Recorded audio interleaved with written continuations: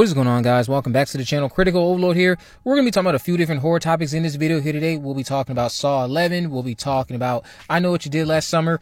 We'll be talking about Gina Phillips and her return to the horror genre. And we'll be talking about Smile 3. So starting off here with Saw 11, Kevin Greutert put out this image getting everyone worked up over the potential cancellation of Saw 11. Viewer Anon did leave a comment over on Reddit shortly after, once the Saw group started speculating what this post could mean. Viewer Anon said this: "If it matters, I've heard Oren wants to make the movie and has explored different solutions, and Mark is the one stonewalling everything.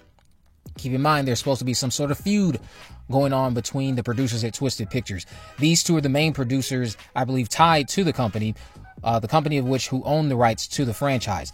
It is what it is, man. Like I've been stating, Saw X concluded this series just fine if that's where we ended, and if we don't get any more, Saw X is a fantastic conclusion to the series." Now, in another post previously, Viewer Anon said this on Reddit. He said, "I don't know. The people I talk to seem rather dispirited about the possibility, but they've also been in a holding pattern for nearly a year. The problem is the forces working against Saw 11 aren't rational ones. It isn't creative concerns or about money, typical movie roadblocks. Someone with the power to do so will say, 'We're making the movie,' and then a day later say, 'The movie's not happening.'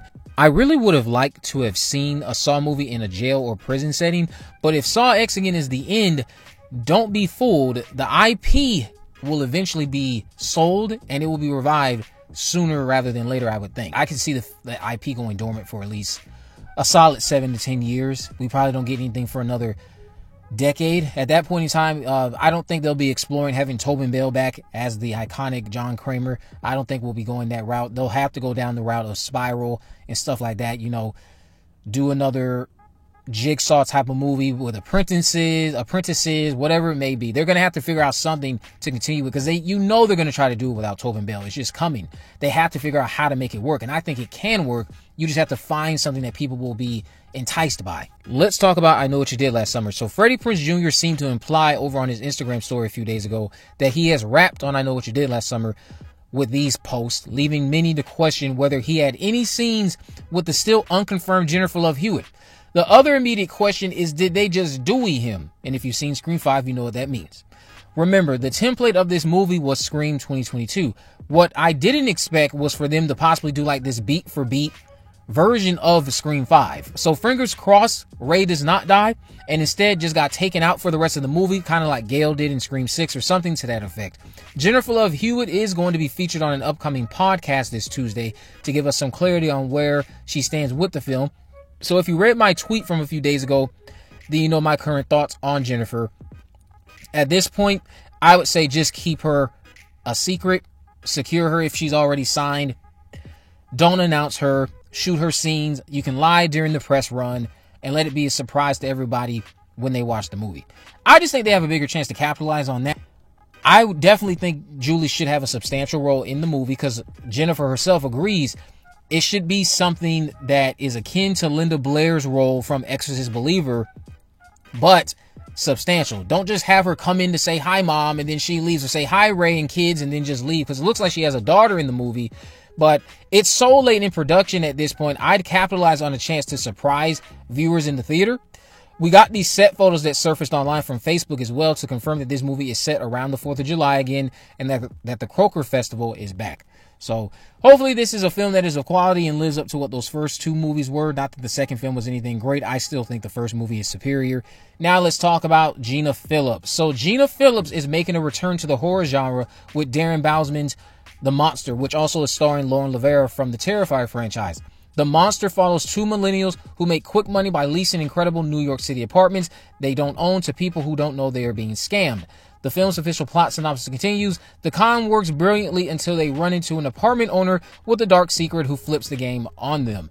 Now, this is exciting to me and many of you who feel Gina is one of those talents that never had the career she should have. She gave a tremendous performance in that original Jeepers Creepers movie. I did find it odd that she randomly was in the project, but then when I was doing some digging on it, not only are the Saw producers, or one of the Saw producers, have their hands in this, Gina's husband is producing it as well. So then it was like, that makes sense, because this announcement is a bit random. She hasn't done anything since Jeepers Creepers 3. Now all of a sudden she's in a horror movie, and I was like, wait a minute, something's not something has to be going on here behind the scenes. And of course, it's being produced by her husband. Hopefully she gives a phenomenal performance, because I think, again, she could have had a tremendous career, almost rivaling the same type of outbreak that Justin Long had from Jeepers Creepers. But Justin took off and she never did. I wish that she would have, because she was so good in that first movie. So hopefully this can be a worthy return to the genre for her. Now let's talk about Smile 3. So Smile 3 is appearing on Production Weekly with an alleged 2025 shoot plan. This isn't officially announced by Paramount or the producers just yet, but Smile 2 clearly sets up a big opportunity to keep this franchise alive for the foreseeable future. It does mention Parker Finn being back to write and direct, but again, this has not been greenlit. Production Weekly did get something when it came to that One Tree Hill announcement. They had something on the listings before it even got announced by Variety and other reputable trades. So maybe, just maybe, in a few short days, weeks, we're going to hear about an official announcement related to Smile 3. My only concern with how Smile 2 ended is, did they go too big with the sequel? Meaning, how was anyone supposed to live up to Sky Riley? And Naomi Scott just blew the first one out of the water with her performance. She was 10 times better than what we got in the original. I just don't see them surpassing what they've done with the sequel. The sequel might have gone too big, and I don't really necessarily think going down the pandemic route would be the most effective way to go. You could do it, but it's just like everybody's already expecting it. I think you probably could be a little bit safer doing this. Start off Smile 3 with how Smile 2 ended, because we don't see Sky before she actually bludgeons herself in the eye. What you could do is you could have that POV of us actually seeing her this time, but she turns and looks at a very specific person. And that lets us know that it didn't pass to the entire audience. It passed to that one specific person. Who that is, I don't know. I would imagine it's going to have to be somebody of a similar stature to Sky, who has a lot of control, or influence, similar how Sky did. I just don't see the entity downgrading. I see the entity continuously trying to build upon people with this influence the way Sky had. Actually, the last thing we're going to talk about is going to be Megan 2.0, because it looks like we have a big update that's kind of been swept under the rug, or hasn't been noticed by any major trades or anyone actually involved with the trades. But it's coming directly from Blumhouse. Blumhouse themselves have an official Discord server, and in said Discord server, they have these general chats for all their upcoming films, and Megan 2.0 is one of them, of course. So Megan has a general chat. In the description of the chat, it says this about Megan 2.0. It says, your favorite killer robot bestie is back. Megan faces off with a new rogue robot to prevent a catastrophic clash between humans and machines. Now, if you've been listening to my videos and you've been following me on Twitter, I put out this rumored plot, I guess you could now say scoop confirmed potentially, related to Megan being turned babyface, protecting Gemma and Katie, and facing off against this new doll rumored to be named Amelia. Now, Amelia could be a placeholder name, and I told you guys they would be taking a Terminator 2-like approach. Now, the official Discord server related to the project seems to be confirming this to be true. We know that there's supposed to be Ivana Sakno, who got cast in this undisclosed role. Many people, myself included, have been speculating she must be this new villain doll.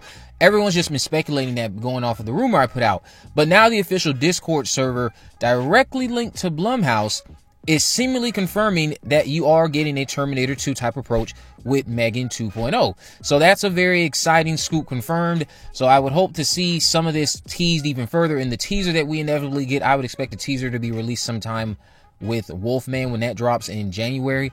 But let me know what you guys think about all this down in the comment section below. If you haven't already, of course, make sure you subscribe, turn on post notification, and there's a video in the description. I'll have links to all my social media accounts. I am on Facebook, Twitter, and Instagram. You can message me there to let me know if there's any movies, news, or reviews you'd like me to cover in the future. And with all that in mind, guys, I will see you in the next video.